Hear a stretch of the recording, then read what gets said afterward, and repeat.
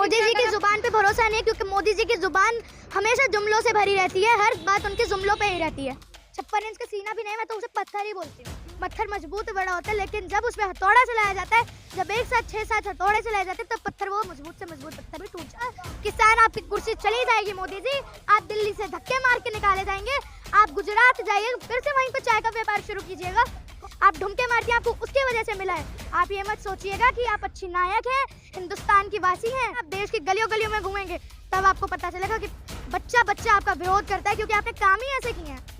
नमस्कार, मैं दामिनी शर्मा, सजग भारत में एक बार फिर से आपका बहुत बहुत स्वागत करती हूँ। गाजीपुर बॉर्डर पर इस वक्त मौजूद है और गाजीपुर बॉर्डर पर माहौल पूरा मैं पहली भी वीडियो में दिखा चुकी हूँ और उसी के साथ अब संदीपनी मिश्रा भी यहाँ पर पहुँच चुकी हैं। संदीपनी मिश्रा से बात करेंगे कि आखिरकार संदीपनी ने भी खूब लड़ाई लड़ी है, किसानों के लिए काफ़ी कुछ कहा, गाजीपुर बॉर्डर पर वक्त वक्त पर आती रही, किसानों का हौसला बढ़ाती रही। इसी के साथ संदीपनी आज पीएम मोदी ने ऐलान कर दिया कि तीनों कृषि कानून वापस हों। खुश हैं इससे? सबसे पहले जी बिल्कुल, मैं खुश हूँ और किसानों की ऐतिहासिक जीत है, इस पे मैं किसानों को बधाइयाँ देना चाहती हूँ। उनका हौसला जो है 1 साल तक बुलंद रहा, इस पे मैं किसानों को बहुत बधाइयाँ देना चाहती हूँ। राकेश टिकैत जी को बधाइयाँ देना चाहती हूँ। अच्छा, तो अब कब किसान घर की ओर लौटेंगे? सबसे बड़ा सवाल यही है। अब तो जीत हो गई है, अब क्या है, अपना आप सामान उठाइए और घर की ओर लौट जाइए। जब तक संगठन में नहीं आ जाएगा कि मोदी जी ने वापस ले लिया है कानून, तब तक किसान यहाँ से नहीं मोदी लेंगे। जी की जुबान पर तो भरोसा होगा ना? मोदी जी की जुबान पे भरोसा नहीं है, क्योंकि मोदी जी की जुबान हमेशा जुमलों से भरी रहती है, हर बात उनके जुमलों पे ही रहती है। अच्छा, हर बात जुमलों पर ही रहती है जी। अच्छा, जैसे कि बताया जाता है कि कृषि कानून जो है किसानों के हित में रहा, कई बार ऐसी चीज़ें कही गई कि किसानों के हित में जो है कृषि कानून को रखा गया था। काफ़ी सारे नेता थे, लीडर्स थे जो सामने आए थे और सबूत दे रहे थे कि किसानों का कितना प्रॉफिट होगा। अब सब कुछ एकदम से ख़त्म, मोदी जी आते हैं, माफ़ी मांगते हैं और बिल वापस कर लेते हैं। आपने जैसे प्रॉफिट पे बात की है, प्रॉफिट चलो कितना भी था, लेकिन किसानों को पसंद नहीं था ना। जैसा भी था खराब था, किसानों को पसंद नहीं है। किसानों की फसल है, किसानों का खेत है, किसानों को पसंद नहीं है तो किसान क्यों करें? बस किसानों के मन पे आता है, किसानों को प्रॉफिट नहीं दिख रहा है, चाहे 100 प्रॉफिट हो, किसानों को एक प्रॉफिट नहीं दिख रहा है ना, तो वो खराब है। अच्छा, मोदी जी हमारे देश के इतने अच्छे प्रधानमंत्री, अच्छा ही कहेंगे ना अंकल? अच्छा ही तो कहेंगे। अच्छे प्रधानमंत्री, अच्छा नहीं है प्रधानमंत्री? अच्छे प्रधानमंत्री अगर होते तो किसानों की बात सुनते, बिल लाने से पहले किसानों की एक एक बात सुनते। किसान आपको पसंद है, किसानों को पसंद है कि नहीं? उन्होंने तो बिना पूछे ही सब कुछ कर दिया जी। और मेरे को तो मेरा प्रिय नेता, सबसे अच्छे नेता केजरीवाल जी लगते हैं, क्योंकि वो सब बातें पूछ के करते हैं, सब चीजें अच्छी करते हैं, चाहे बिना पूछे करें, कम से कम फायदे में तो करते हैं। केजरीवाल जी का 56 इंच का सीना नहीं है, मोदी जी का 56 इंच का सीना। 56 इंच का सीना भी नहीं, मैं तो उसे पत्थर ही बोलती हूँ। क्यों बोलती है पत्थर? हर चीज पे गिर जाता है वो, हर चीज को बंद करा देता है, कभी कभार बिना पूछे कर देता है। ये पत्थर सबके लाशों की अंबारे लगा रहा है। अच्छा जी। अच्छा, पत्थर सबकी लाशों की अंबारे लगा रहा है। एक काफी जो है गहरी बात जो है इसमें कहीं ना कहीं छिपी हुई है। संदीपनी, मेरा अगला सवाल यही, जैसे गाजीपुर बॉर्डर पर हम इस वक्त मौजूद है, हम लगातार देख रहे हैं कि किसान जो हैं, खुशी की लहर पूरे गाजीपुर बॉर्डर पर इस वक्त छाई हुई है। मोदी जी ने माफी मांगी, सामने आकर कहा कि उन्हें काफी दुख है इस बात का। आपको क्या लग रहा है कि चुनाव की वजह से ये सब चीजें तो नहीं हुई हैं एक साथ? जी बिल्कुल, ये चुनाव की वजह से भी हुआ है, क्योंकि यूपी में भी इलेक्शन है, बिहार में भी इलेक्शन है, हरियाणा में भी इलेक्शन है, इसीलिए ऐसा हुआ है।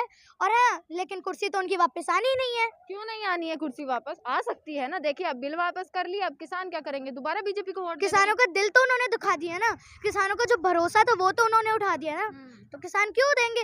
एक बार उनके साथ भरोसा टूट गया, दूसरी बार थोड़े ना मौका देंगे कि दोबारा भी हमारे साथ करो। 1 साल बिठा के रखो, 700 किसानों की और जाने लो, और हमारे को तड़पाओ, और हमारे पे गाड़ियां चढ़वा दो, इसका दोबारा इंतजार थोड़ी ना करेंगे किसान। किसानों से बात कर रहे थे, किसान बोले हम जब तक लड़ाई लड़ेंगे, जब तक यहाँ पर धरने पर बैठेंगे, जब तक संसद में बिल रद्द नहीं होता है। जी बिल्कुल बैठेंगे, और ये अच्छी बात है, क्योंकि मोदी जी का तो जुमला ही बातें रहती है। तो किसान ही घर वापस नहीं जाना चाहते इस हिसाब से? तो किसान जाना चाहते हैं, लेकिन अपनी पूरी लड़ाई लड़के जाएंगे। अच्छा, पूरी लड़ाई अभी हुई नहीं है, अभी और भी चीजें रहती हैं।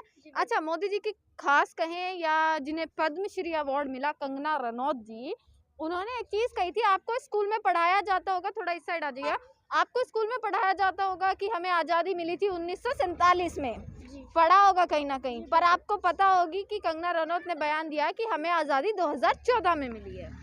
कंगना रनौत जी, आपको कैसी आज़ादी मिली है?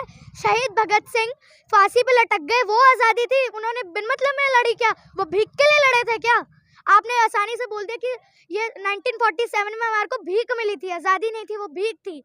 तो मैं कंगना रनौत जी बोलती हूँ, आपको चंद्रशेखर आज़ाद जी ने खुद को ही गोली मार ली थी, वो भीख में मारी थी क्या? आप कहती हैं मैं एक नायक हूँ, पद्मश्री कंगना रनौत हूँ। आप ये मत सोचिएगा कि आपको पद्मश्री किसी बात में मिला है कि आपने अच्छे काम किए हैं। नहीं, आपको कला थिएटर की वजह से ये पद्मश्री मिला है, आपको एक्टर की वजह से मिला है। आप ढुमके मारती हैं, आपको उसकी वजह से मिला है। आप ये मत सोचिएगा कि आप अच्छी नायक हैं, हिंदुस्तान की वासी हैं, इसलिए आपको मिला है। अच्छा जी। अच्छा, भीख में मिला। और अब उन्होंने तो गांधी जी पर भी सवाल उठा दिए हैं। गांधी जयंती मनाई जाती है हमारे देश में, चाहे वो कोई भी नेता हो, हर कोई गांधी जी को मानता है, गांधी जयंती मनाता है, 2 अक्टूबर का दिन याद किया जाता है, पर उन्होंने गांधी जी पर भी अब सवाल उठा दिए हैं। कंगना रनौत जी, मैं आपको यही कहना चाहती हूँ कि आप जितने भी सवाल उठा ले, पद्मश्री तो हम आपकी जनता वापस लेके ही रहेगी, क्योंकि जिस तरह से आपको पद्मश्री मिला, आपको सम्मानित किया गया है, उस तरह के आप लायक नहीं थे, क्योंकि आपने जैसे टिप्पणी उठाई गई है, क्यों आपने ऐसा किया कि आपको पद्मश्री मिला, अच्छी बात है, आपको एक्टर की वजह से मिला, पर इस ऐसे टिप्पणी उठाना अभी बहुत गलत बात है, और इससे हम आपका पद्मश्री वापस ले लेंगे। अच्छा, चुनाव से पहले ही मोदी जी ने ये जो कानून है ये वापस ले लिया। चुनाव से पहले इतना बड़ा फैसला ले लिया गया, तो ये चुनाव में उनके लिए प्रॉफिट तो होगा ना? दोबारा योगी जी की एंट्री हो सकती है इससे तो। क्यों एंट्री होगी भाई? जब उन्होंने किसानों को दिल दुखा दिया, मैंने आपको अभी भी बताया था, किसान आपकी कुर्सी चली जाएगी मोदी जी, आप दिल्ली से धक्के मार के निकाले जाएंगे, आप गुजरात जाइए, फिर से वहीं पर चाय का व्यापार शुरू कीजिएगा, कौन मना करता है? अच्छा जी, चाय बेचना तो बुरा नहीं है, चाय बेचना बुरा नहीं है, लेकिन पकोड़े तलना भी तो बुरा नहीं है। पकौड़े तलना भी बुरा नहीं है, तो कुछ लोग तो कहते हैं पकौड़ा तलना भी रोजगार है। रोजगार है, लेकिन कौन खाएगा भाई पकोड़े? जो आपने लॉकडाउन में बताया कि रोजगार निकालो, पकोड़े तल तल के लॉकडाउन में पकोड़ा कौन खाएगा? जहाँ सब हाइजीनिटी से रह रहे हैं, आप पकोड़ा करा के क्या और चाहते हैं कि और कोरोना बढ़ जाए, और कोरोना की वजह से वैक्सीन ना लग रही? एक तो वैक्सीन की बहुत कमी भी हो रही है, और कुछ लोग तो लगवा भी नहीं रहे हैं। तो इसमें तो मोदी जी की गलती नहीं होगी ना? इसमें मोदी जी की, हाँ, बिल्कुल गलती नहीं है, लेकिन वो पहले भी कर सकते थे, लोगों को मजबूर किया जाए कि आप वैक्सीनेशन लगवाइए। जी। अच्छा, मोदी जी हर बार दावा करते हैं और कहीं ना कहीं विदेशों में भी उनके डंके बजते हैं कि भैया हमारे देश के प्रधानमंत्री 56 इंच का सीना और हर कार्य को इतने अच्छे से करते हैं, देश की सेवा करते हैं, देश में विकास करते हैं। तो फिर एक कितने साल की हैं आप? मैं 10 साल की हूँ। 10 साल की बच्ची क्यों उनका विरोध कर रही है? मैं इसलिए विरोध कर रही हूँ क्योंकि मोदी जी बाहर जाके तो बहुत बोलते हैं कि नोबेल पुरस्कार के लिए बहुत करते हैं, लेकिन जब दिल्ली की गलियों गलियों में आएंगे ना, आप देश की गलियों गलियों में घूमेंगे, तब आपको पता चलेगा कि बच्चा बच्चा आपका विरोध करता है, क्योंकि आपने काम ही ऐसे किए हैं। कौन सा काम किया, वही तो मैं आपसे पूछ रही हूँ। पहले उन्होंने- किसानों के अलावा कौन सा काम? अब किसान के बिल भी वापस ले लिया उन्होंने, तो ये तो अच्छा काम हुआ ना। पहले मैं बताऊं आपको, गिनती से बताती हूँ। अंधा कानून उन्होंने किसानों में मार गए, अंधे कानून में किसान मर गए, जीएसटी कानून में व्यापारी मारे गए, ठीक है, नोटबंदी में जवान मारे गए, आप देख ही सकते हैं, सब लोगों को मार ही दिया, और क्या बचा? यही 4-5 लोग होते हैं जो देश को चलाते हैं, उन सबको ही मार दिया है मोदी जी। आम आदमी क्या करेगा? इन सब की वजह से तो रोजगार भी मिल रहा है, ये चीजें बढ़ती हैं तो और लोगों को रोजगार भी मिलता है। मोदी जी, आप इन सबको ही बंद कर दिया, आप इन सबको ही मार दिया, तो मोदी जी आप कैसे चाह रहे हैं कि एक आप बच्चे को मार दोगे क्या? सब बच्चों के ऊपर भी आप अपना 56 इंच का पत्थर फेंक दोगे क्या?